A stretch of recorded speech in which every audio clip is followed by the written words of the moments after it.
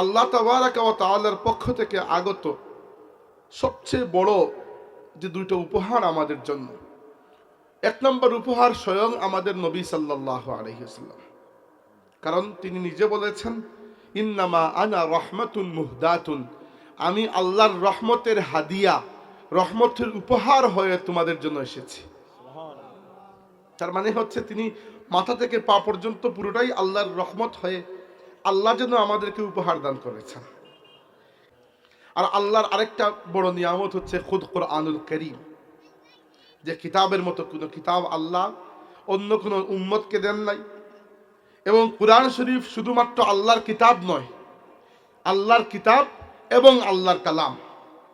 অন্য সমস্ত কিতাবকে আল্লাহ ফেরেশতাদের মাধ্যমে লিখিয়ে দুনিয়াতে পাঠিয়ে দিয়েছেন।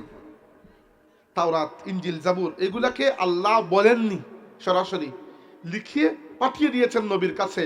কুরআন শরীফকে আল্লাহ লিখেছেন লাওহে মাহফুজের উপরে। এরপরে যখন দুনিয়াতে পাঠিয়েছেন, আল্লাহ নিজে কোরআনের ওই আয়াতকে, প্রত্যেকটি আয়াতকে আল্লাহ নিজে কালাম করেছেন।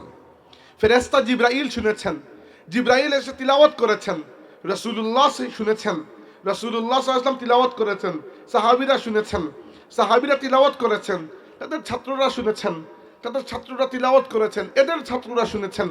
এইভাবে তিলাওয়াত করা এবং তিলাওয়াত শোনার মাধ্যমে কোরআন শরীফ আমাদের কাছে এসে পৌঁছেছে।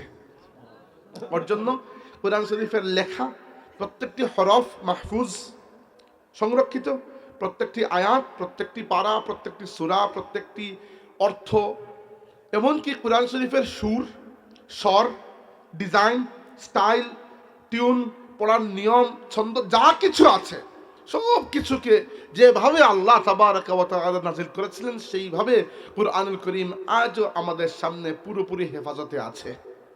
দুনিয়ার কোনো কিতাবের জন্য এই দাবি কেউ করতে পারে না।